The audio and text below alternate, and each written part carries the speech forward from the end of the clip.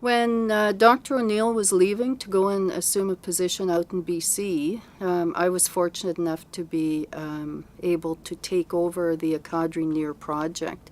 And that project actually focused on supporting Indigenous students, First Nations, Metis, or Inuit students who were seeking graduate studies, either in master's or PhD programs, or non-Indigenous, non-First Nations, Métis or Inuit students who were focusing on Aboriginal health research. And we were able to provide support to those students, not only through mentorship, but financially through scholarships and fellowships. And we're also able to bring the students together in a very large national mentorship program over the years.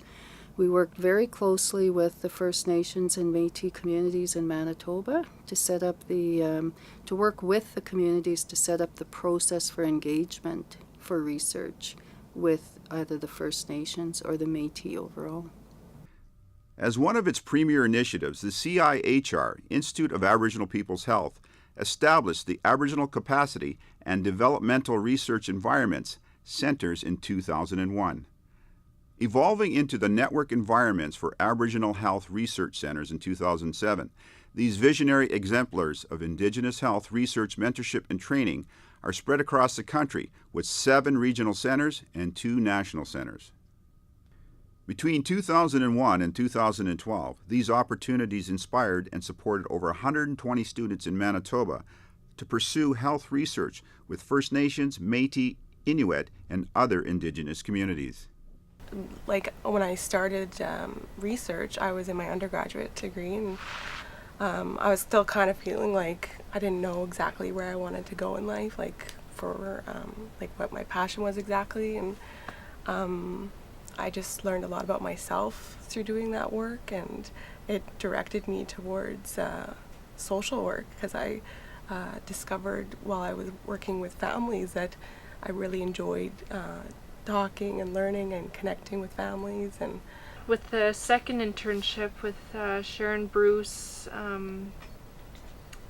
it just I remember I was making the poster for the nutritional food consumption because it had to be for NEAR. We had to present our findings, and when she seen it and I was showing her everything, she's like, "Carrie, this is master's level work," and I didn't know that I was capable of doing that, and so it kind of steered me into the research and then into getting into my master's now, which I felt more confident doing afterwards. Other things, it's helped me build relationships with people, other researchers in the field, which has led me to get my research associate position at MFN CAR.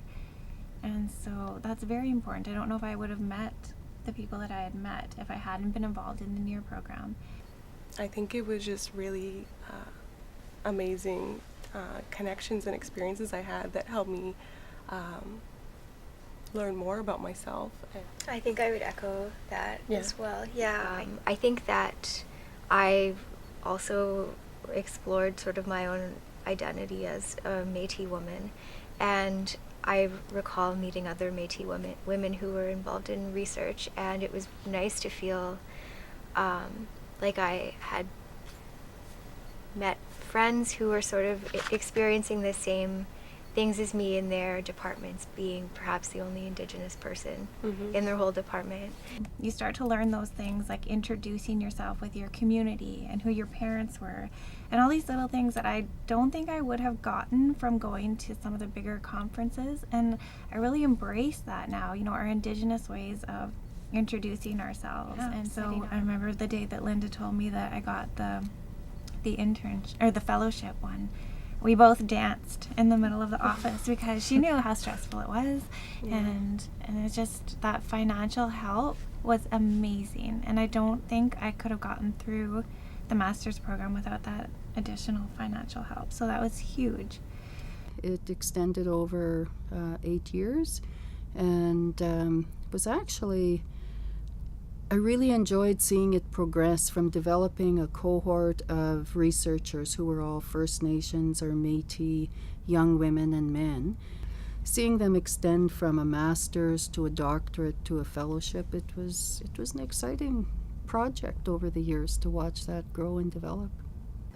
The NEAR program and the cadre, the NEAR, may be a victim of its own success. The idea is, we don't need such a focus on Indigenous health because we've got it. We've done sufficient research, so we know what the issues are, which is not true, right? We don't just start something and a few years later kind of end it. Despite the dissolution of the network environments of Aboriginal health research in 2012, the energy and momentum over the last 13 years to sustain mentorship and training opportunities in Indigenous health research have not been abandoned.